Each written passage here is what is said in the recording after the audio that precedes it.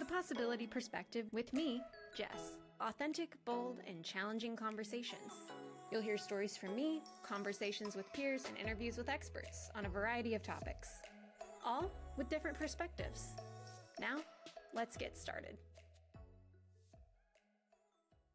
Welcome back, everyone. I'm here today with Heidi Medina, and we're going to talk sales, we're going to talk business, we're going to talk about people and attitudes and authenticity and everything in between. And she's a business coach. She's a sales and marketing guru. She's a real person who talks about real things in this world, which is what I was most excited about. She does it with humor. She does it with authenticity.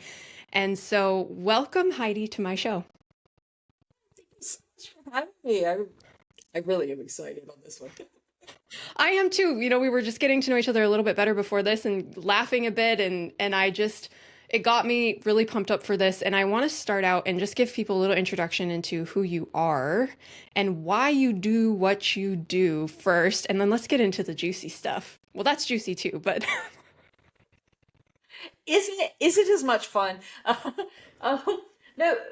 So my why for me was, there's always these big whys, but honestly, I saw people struggling online to connect, and for me, it's never been a problem. I mean, I'm going to be from one of those generations before the internet, but Gen X. But I immediately, when we came into the online world and started having internet and stuff, I was ICQ chat rooms and then gaming. I was a World of Warcraft here. But I've just always been able to build these relationships through online. I just realized they're always real people. And I've just watched people struggling and stuff, especially when I got on LinkedIn.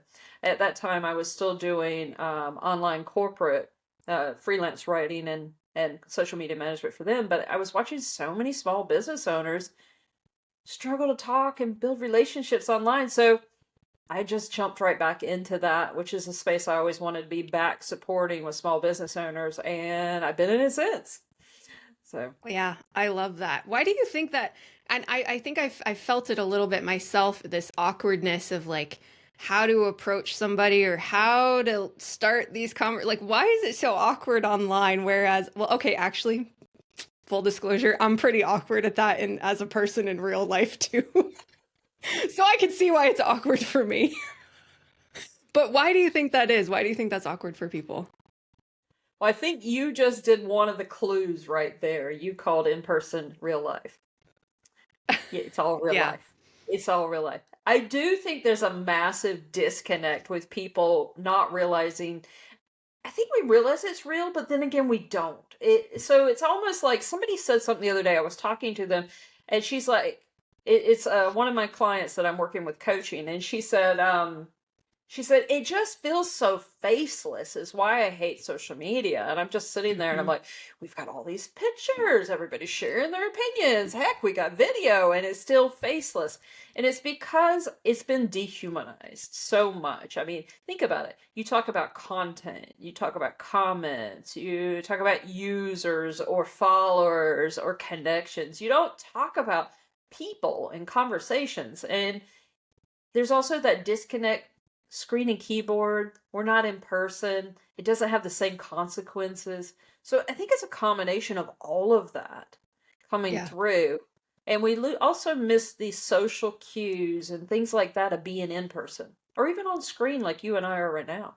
That's true. That's true. You know, and funny enough, like that's been my kind of excuse for not even wanting to participate is because, and I talk myself out of doing a lot of things that probably would, I could thrive in a lot of ways, but I talk myself out of it because of exactly what you just said. I'm like, what's the point? Like nobody's looking at this, or, you know, I've maybe tried a little bit and not seen any results. And so I felt like that was me trying to do something. So what do you say to people when, you know, they're in that boat where they're like, okay, you know, where do I start? What do I do? How do I bring my humanness into this?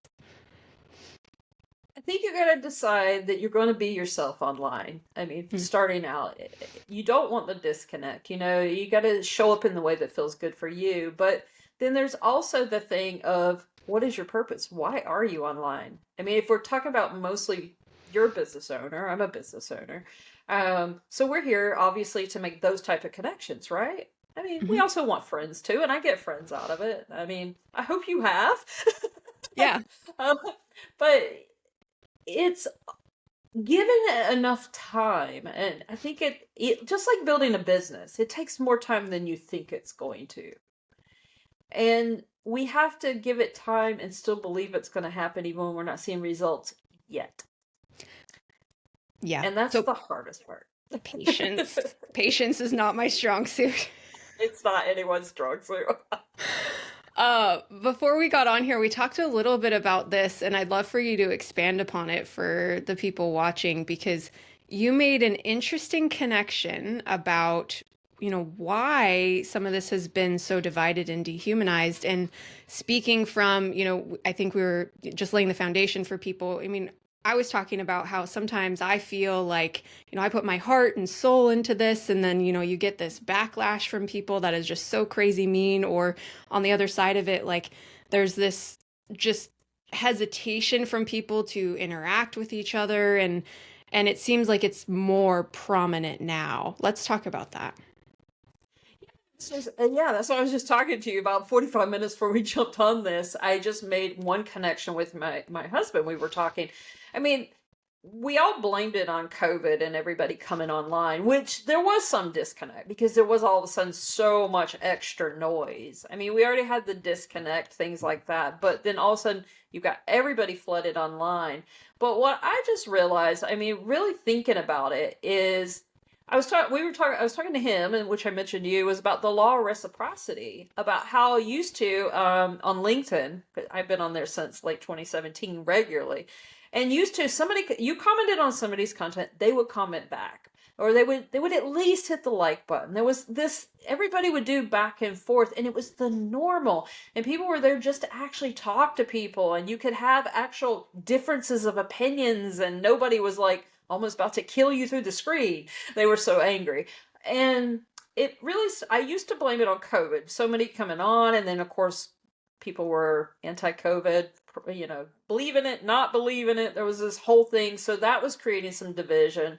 But then I started realizing I really believe a lot of it is political divide. And a lot of it was done through social media. I mean, fake news, just ugliness of going at each other. I mean, you got to think people in person these days, families are being split just because of political division alone.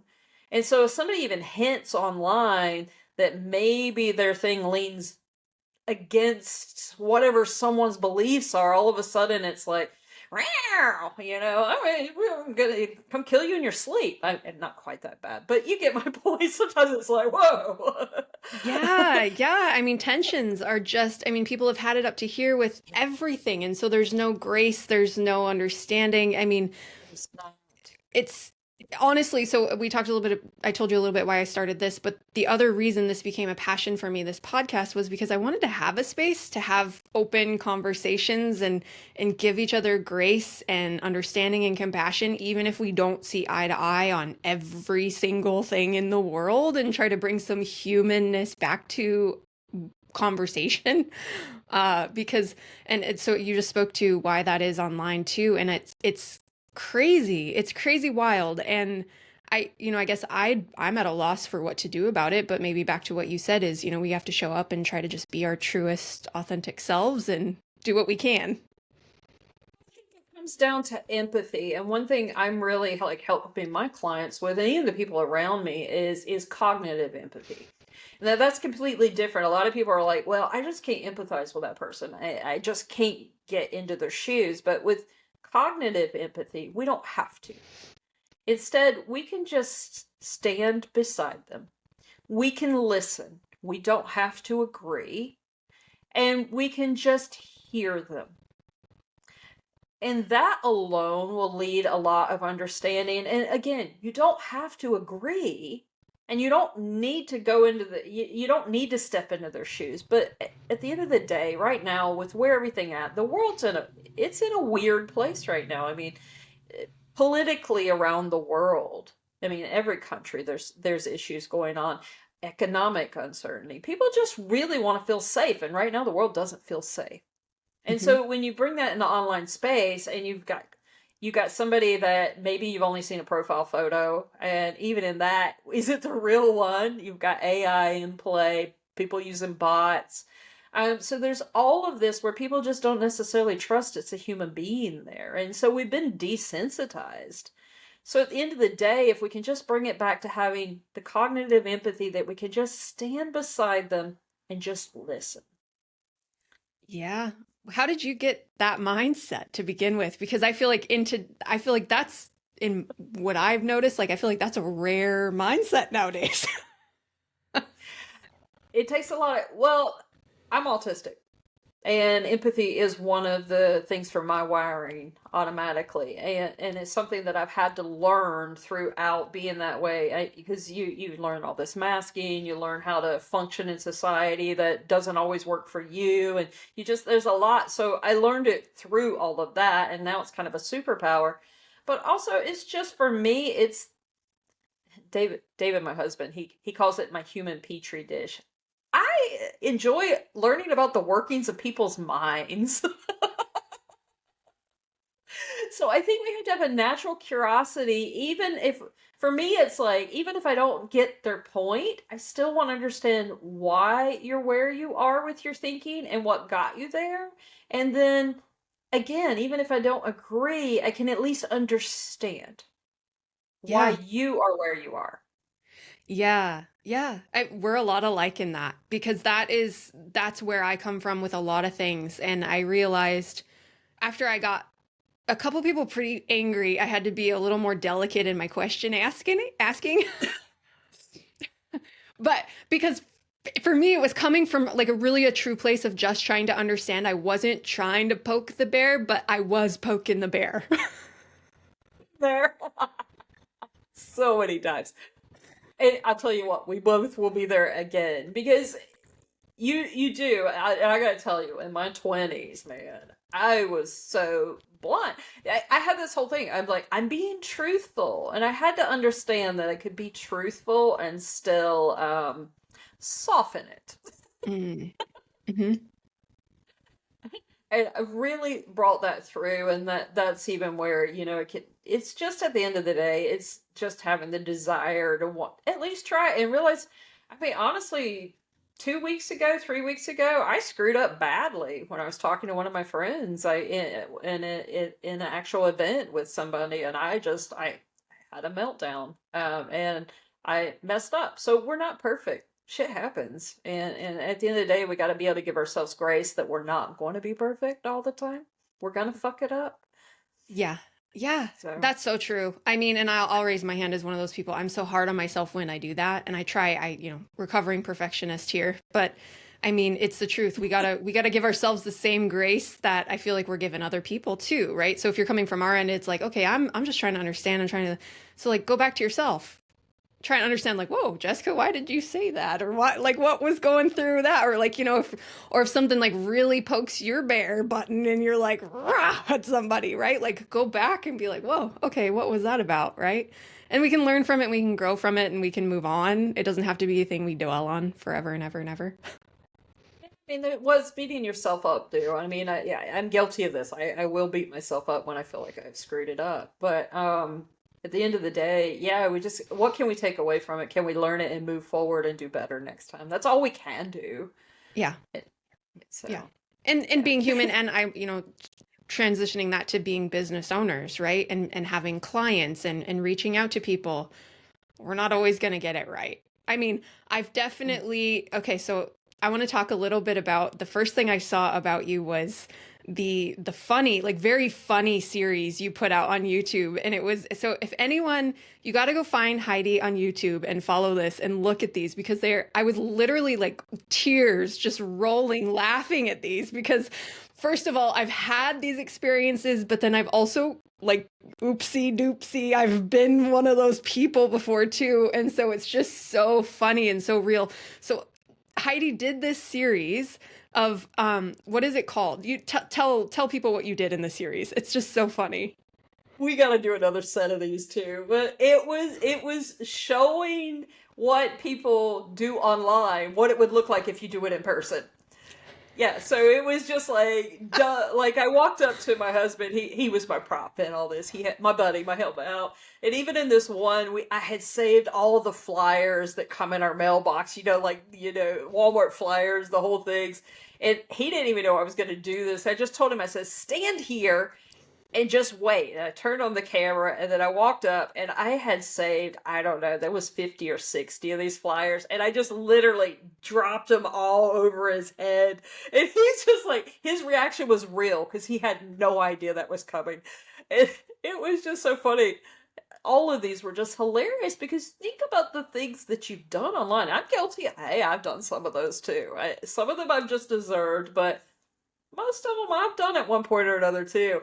And it's true, but it also makes people think when they see it like that. Yes, it's funny, but then it's all of a sudden, oh shit, I'm doing that to people. Yes, exactly. That's what the best part of it was like it was this absolutely hilarious and then also very introspective of like, ooh, which one of these things am I doing? And it's as simple and actually, okay, so I want to say this. I've consumed a lot of content. I've consumed a lot of advice and then I get a lot of things thrown at me that I didn't ask for as well. And in the sales arena, I think I've seen there are people that are teaching to do some of these things in this way, which is fascinating to me because, in its own little context, in its moment, you're like, oh, okay, yeah, here's the formula. You do this, and then you reach out on the DMs, and then you do this, and you say it this way, and you do this. But then seeing it portrayed and like how that comes across in the real world or whatever, I mean, it's like so asinine. It's like, why are we doing this? So what do you make of that? And like people are actually being taught to do things in this way. Actually, everybody laughs at my response, but there's a million and one ways to market and sell your business, and they all work. You just have to find the ones that work for you. Oh, I love that. Okay. I love that. They all work. All of those things actually do work. That's why people are doing them. But how you choose which ones you want to do they feel good to you? Is that, like, I had an example. I was talking to a group of ladies. This was probably a year and a half ago. And they were all, this one was, she was going, well, I really don't want to send those types of emails to my clients that are just so salesy and asking like every day and blah blah blah. And she was like, it just doesn't feel good for me and to me of how I'm doing that. And everybody else in the group was like, that's because you're a business owner. Your clients don't know any better. So you go ahead and do that because it works. And I'm just sitting there and I'm like, yeah, uh-uh. And so everybody got their opinion out and everything. And then I looked at them and I said, I'm going to be the outlier in this. And I said, I'm going to tell you, if it feels bad to you and you don't like it done to you, why are you doing it to other people? Hmm. So that's to me how you pick your sales process. Yes, I love that. And that is a hill I will die on, is exactly Me what you too. said, because I've noticed that too I'm on kind of two sides of it. I'm in my day job, I'm doing sales and I'm looking for clients to bring in, but then at the same time, part of after that we bring them in, our job is to help them grow their business and help them get, more clients and be more seen and be more visible. And it's in this world, it's like there's a gazillion things thrown at you. Here's this, tried and true process. Here's this process. Here's this process. And I actually did my own podcast on this because I was like, I'm tired of it. Is the reason it doesn't work is because it just doesn't work for you. And you have to find what really works and resonates for you, which is why some of those things for me felt really cringy. And when I tried them, it didn't work for me because it didn't feel right. I had to find my way of doing things, and I'm still working on it. But that's to your point. I mean, that's what is exciting about hearing you say that is, I guess it's validating for me because I've always felt this, but I'm not really a business coach. I don't know. It's true, but there's also another way to eliminate out that most people don't even realize. They don't even think to look at this. You have to look at the context of the advice you're taking. What is that person's background and where did they come from? And is the advice they're giving for your type of business and where you are in your business? So, take for example, we probably all know Alex Hermosi right now, right? who pretty much everybody's heard of him. So a lot of people are like, oh my God, they're on the Hermosi train. If he says it, they're doing it. It doesn't matter. It's like the Bible for a lot of people. But what people haven't stepped back and realized, his advice is not for the majority of small business owners, especially if you're in a service-based, knowledge-based style of business, and usually not in a small business in general. So he actually is monetizing his audience. Most of us are not. So monetizing your audience is like influencers, as Hmm. creators, that kind of stuff. So they're bulk doing it. So they're going to take an entirely different approach to doing this. And his advice is for those types of people. And it's the same with any of these big guys that like Tony Robbins. Again, another one. His advice is not going to work for most smaller business owners. Some, but not all of them, and not most of them. Because again, the advice wasn't meant for you. So when you start looking at all this advice, not only do you want to pick what's going to work for you, and I like to always put this in there because a lot of people are like, well, I tried it, it didn't work for me. And I'm like, did it not work for you, or just were you uncomfortable at first doing it, so you decided it didn't work for you? Because sometimes we Mm. do got to push through, because let's be honest, especially on the women's side of things, women are less likely to want to appear to be salesy and stuff like that. So they're not going to be, I don't like to use the word aggressive, assertive. A lot of Yeah. women aren't assertive enough for sales. And so putting yourself out there is scary. I mean, Mhm. you're going to get told no a lot. And honestly, if you aren't getting enough no's, you aren't doing it enough.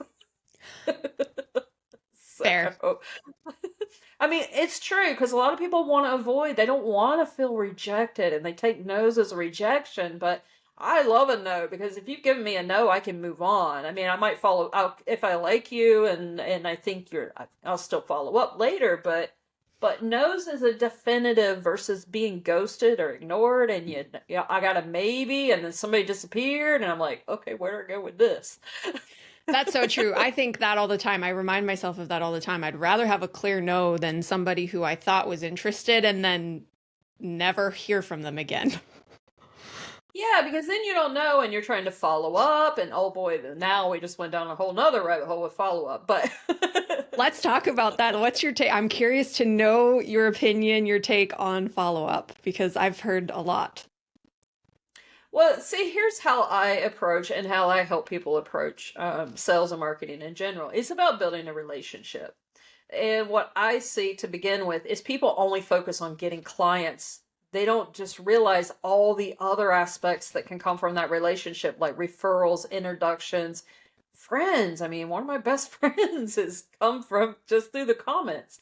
Um, and just super supporters and people who just show up for you. I mean, so there's all this stuff that if you're only focused on sales, that you're missing out on. So if you start off by treating follow up as I'm building a relationship with a human being, going back to human here, if I'm building a relationship and just seeing where it'll go, not just, okay, they're not going to be a client now, then I'm just going to ignore them and forget about them. Then instead, if you're following up, you start following up to nurture a relationship, and Yeah. that changes everything. Yeah. Absolutely. Absolutely. And that's and when in some of my world is we don't even like to use the word follow up because it has the wrong idea behind it. Like, I'm following up to see if you received the information that I sent you, right? Yeah. Like, is a very different than, hey, you said you were going on a retreat. How did that go? Exactly. And hey, it is about, it was funny. This same conversation came up during a breakout room. I was at networking a couple of weeks ago. Somebody said, I don't like to use the word follow up because it feels like I'm chasing, like it's bad. And the reason I use the word follow up for in when I'm talking to people, people understand what I'm talking about. Mhm. But at the end of the day, if that particular word doesn't work for you, then change it to something that does. I mean, for example, with me, I hate the word saving. That immediately makes me think I gotta lack in something. I'm gonna have to give up things. Mm. But I was talking to a finance coach a few years back, and she's like, well, what about investing in yourself? Do you enjoy that? And I said, well, absolutely. That's all you gotta do. So if you don't like the word follow up, change it to something that feels good. In any of these terms, we can do that. Change it to something that feels good, and Yeah. then you don't have the cringe factor anymore. Yeah, yeah, exactly. So when you're working with people, kind of walk us through your business, your process. Like how are you I mean, I think we're getting a piece of it here, but I mean, I think there might be people if they're on the edge of their seat, like, yeah, I struggle with all this stuff. I mean, the big thing is just getting people in, because my goal is to help you build a playbook that works for you. It's, we already said one size doesn't fit all. And so it's about finding the way that you can approach people and actually talk to them, because my goal is to help you get to talking to people. I don't want you just creating content. Instead, I want you to have thinking about, this is my side of the conversation and this is how I started online. Here's the topic I want to talk about, and I want to invite you to talk about it with me. And so all of a sudden, content's no longer content, which means I'm no longer chasing the algorithm. I'm no longer worried about social media and vanity metrics and all that. Instead, I'm like, who's talking to me? Who's going to talk to me? And then commenting, again, it's the other side of the conversation. So it's about helping people, because this is the big part where a lot of people get lost in chit chat, is in, comments and DMs. And I actually help them create that in a way that actually converts into clients, referrals, friends. It's not just clients, guys. Yeah. But it's about continuing the conversation, not just chit chat. We're no longer talking about just the weather. It's about helping them turn it into something where we can talk about our business and yet we don't feel salesy. Instead, we're just sharing our day, that Yeah. kind of stuff. So it's really cool, and it's truly amazing to be able to help people, especially women. Love guys, I work with them too, but women especially have struggled with sales and marketing, because the majority of what we're being taught, the books we read, the courses that are out there available and stuff like that, were written by men for men, not us, Mhm. and we do things so differently. So it's so empowering for me to help bring that other side that works for us into play. That's so Got cool true. And chills. I want to highlight the relationship building piece, because like you said, it's not always just about clients. It could be just meeting somebody and having I can't tell you how many times I've gotten on a call with somebody and it didn't go in a sales direction, but I felt good. Like the feeling from the conversation and the connection that was had was like something that shifted my energy for that day, and then I had more motivation to go do another thing, and then something else came out of it. Like there's such a ripple effect to that. If we let go of this grasping for a very specific outcome, and I guess maybe that brings Yeah. back the humanness of it, I guess, but if we're feeling good about what we're doing, then I think we're on the right track also. I think so too. And at the end of the day, people are like, well, how do you actually pull that into strategy? We're still intentional. It's still being built intentionally behind the scenes. And that's what I help people do, is like, I help them learn how to talk about their business and insert it into the conversation without it ever feeling like you're being salesy. I mean, we're talking about my business all the way here right now, and yet I'm not selling anybody right now. Yeah. But in a sense, I am, right? Yeah. You're seeing this in action. I'm dropping. So at the end of the, it's like, and somebody can watch this, and I've had this happen from a podcast, and they see this, and then they contact me through the thing. They're like, I saw you on such and such as podcast. I really want to know more what it takes to work with you. And it's literally because stuff like this allows us to do that. And the more we do that, we can do it in comments. Like, for example, so I'm on a comment on LinkedIn, and somebody is talking about having conversations. And I can get down there and I'd be like, yeah, and I just helped my client the other day do XYZ with this, and then continue on. Yet I've just subtly mentioned my business. I've mentioned I have clients. That's creating credibility. So there's all these ways we can do it intentionally. And maybe at first, because I remember when I first started doing this, it's funny. I was just talking to somebody the other day about that. When I first started doing it, I was like, I was sitting there in the back of my head, the brain monkeys were going, oh my God, everybody knows I intentionally just talked about my business. They're going to think I'm just trying to sell them. But they didn't. but they didn't. And it wasn't it because it was how I did it, because it's so easy. What's the first question somebody asks you when they get on the call? It's usually how are you doing? Hmm. My response is, oh my God, this just happened today. And so I'm sitting here, I'm telling you something amazing and exciting that just happened in my business, whether it was for me, a discovery. You and I got on this call. I was talking about the revelation of the law of reciprocity and what I just figured out. So here I am subtly talking about it, and I'm just sharing my enthusiasm, my excitement, but I'm not selling you. Yeah. Yeah. And it's so beautifully put. I want to refer all of my people to you because Thank you. I'm gonna be sharing this ever because that's the thing that I didn't know how to articulate. I've witnessed it, but I didn't know how to articulate it in the way you're saying it. And especially like in an arena like this, like podcasting and putting content out there in this authentic conversational way can be one of the best ways to expand and grow your business, but it's not doing a 30-minute infomercial. No. Exactly. And oh my God, podcasts are freaking amazing, whether you're speaking or hosting. I mean, I always told everybody as a professional guest, I didn't want to have a podcast for a long time. I didn't. And I started mine out actually as a live show. And I didn't, but I love guesting, man. I will do everything. And I'm one of those people, but here's what people miss about podcasts, and I know you're going to agree with me, but I'm putting it out there. They don't share their episodes.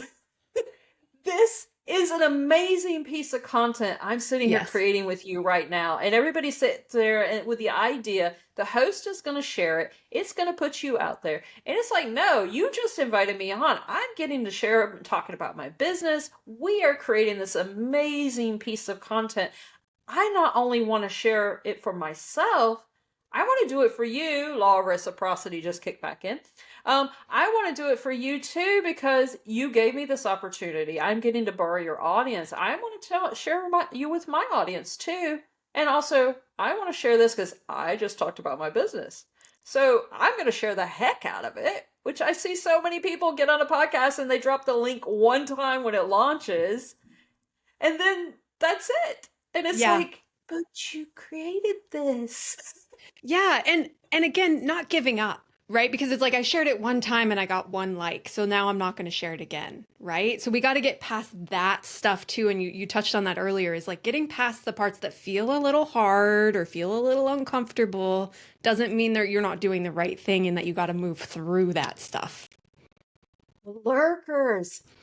Everybody, again, a word I don't necessarily like as much. I call them the people quietly consuming behind the scenes, but everybody knows what a lurker is. So it's one of those words in my industry I still have to use so people know what I'm talking about. But people don't realize that, I mean, just on social media alone, 90% of people are lurking. And so I don't know what that is on listening to a podcast and never doing anything until finally they maybe click the button or click thumbs up at least. Um, we got to remember we're creating content for those people that are silently sitting there, and they're going to come out when they finally are ready and they've been nurtured. And then I have people that all of a sudden will pop up in my DMs or comment, and they're like, I've been listening to you and reading your stuff for 45 years now, and you're so amazing. And can we work together now? Yeah. So we got to remember that while we might not be seeing them, they're there. And at the end of the day, how many clients can you actually take care of anyway? Because everybody's so fascinated on those numbers. Oh my God, I'm not getting thousands of impressions or likes on my stuff anymore. And but what about the 10 or 15 you did? Hmm. It's 10 or 15 people you know about. And that's 10 or 15 people. Could you take them all on as clients as they came on all at once anyway? For most people, it's no. Yeah, that's so true. That's so true. I think we to that point getting a little lost in the shiny object syndrome of the likes and the comments and getting back to practicality and serving, enjoying what we're doing, and you're doing this to serve people in some way, regardless of, what you're an author, you're a coach, you're a speaker, you're, something, you're serving. Well, and what's happened is, and I'm really putting a lot of time into talking about this right now, is we've had almost well, we have had over 2 decades now on social media platforms. And people didn't think and still don't necessarily realize, but social media platforms are a business. And we've been following their rule book for 2 decades. So we've been programmed. So we're the product. We're the product in more than one way. But without us, they have no platform. They have no business. So they have subtly trained us at first by giving us reach, by giving us visibility and connecting us with our people. And now we notice they're taking it away and they want us to pay for it now, plus us still produce content for them. Um, but they have trained us into staying fascinated on the numbers, staying fascinated on all the vanity metrics and everything, because then the dopamine in our brain, because of the instant gratification of watching our numbers go up, keeps us coming back for more and more and more. So they keep their product, they keep growing their business. And that's also pulled our attention away from the relationship building side of things. Mhm. And so now, and this is what my business has always been about, is taking people away from that, creating your own playbook, quit playing by their rules, and we still get to use their platforms, still makes them happy, but we play it by our own rules. And when Yeah. that happens, we're back to enjoying people, building relationships, and that kind of stuff. Yeah, and that feels good. Like hearing you say that just like puts a smile on my face because that feels good. Feels good. Right? Yeah.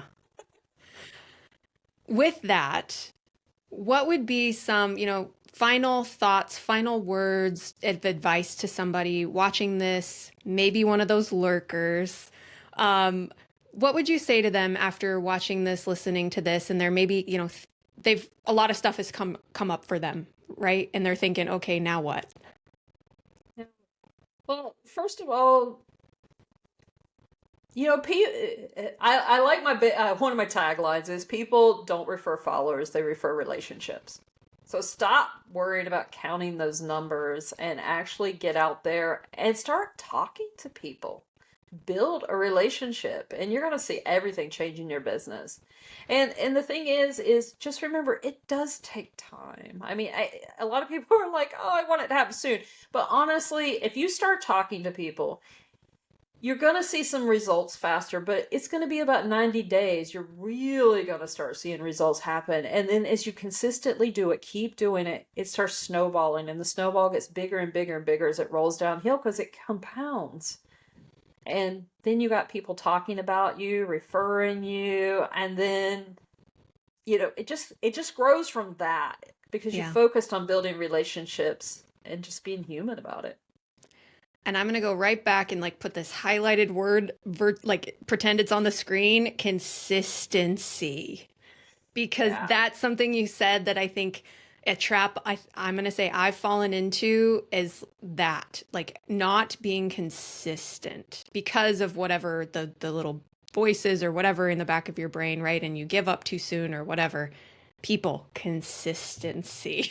That's on the screen But right real now. But realize consistency gets to look like what consistency looks like for you. And Yeah. that's where people really, that's why most often consistency falls off. Well, first of all, it is because we didn't get the instant gratification. We're not seeing results fast enough. So we fall off because we're like, oh, it must not be working. Yet we got to give it the time. We got to get through the space of seeing things not work, especially as business owners. We're already believing in the idea that we might see other people doing it and being successful at it, but we got to prove it to ourselves that we're going to be successful at it. So at first, we're going to be doing a lot of stuff before we see the wins. And it's the same even with building relationships. Again, you don't build, most relationships are not built in one meeting. It's Hmm. time, it's building trust. Trust is important. But with consistency, a lot of people get this whole idea that means I've got to post every day. I got to do this whole checkbox, this checklist of things every day. And I need to do it 15 minutes worth of commenting before I post, 15 minutes after I post. And then I need to come back in another hour and check up and do the replies. And then I need to send 100 DMs a day, whatever it is. And it gets ridiculous with some of the advice out there. I mean, I've actually heard the send 100 DMs a day. But consistency gets to look like what consistency looks like for you. If you can only post once a week, post once a week, and you spend the rest of the time talking to people. Now, is there a certain amount you need if you really want your business to get there successfully? Absolutely. But does it have to look like what these people are telling you it has to look like? No. Yeah. Yeah. Back to we got to find what works for us and feel good in doing it, because otherwise it's still never going to work. If you're begrudgingly doing the thing every single time, what kind of energy are you putting into that, right? And most people are just checking boxes, to be honest. And if you're just checking boxes, like you just said, that's the energy you're putting into it. Yeah. Instead, focus on trying to build real relationships. I mean, pick out 10, 15 people that maybe it's all ideal clients. Maybe it's all people you truly want to work with. Spend the next 3 months building a relationship with them. See what happens. Yeah. Promise you things will change. Beautiful. Beautiful. Thank you so much for giving me your time today. Thanks so much for having me. Beautiful conversation. Oh, this was so good. Okay, so everyone watching, please follow Heidi, go connect with her. Heidi, what's the best way for people to find you, connect with you, get more of you? LinkedIn, Heidi Medina. Easy peasy. Great. And I'm still gonna please go check out her YouTube. It's so good.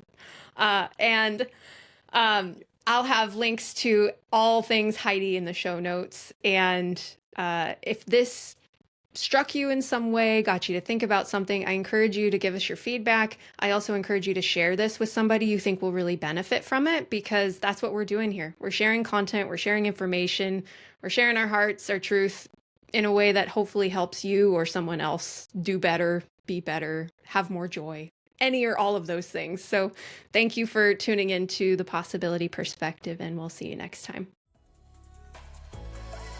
Thanks for listening to The Possibility Perspective on Transformation Talk Radio. For more information about the show, you can subscribe to the podcast. Visit thepossibilityperspective.com.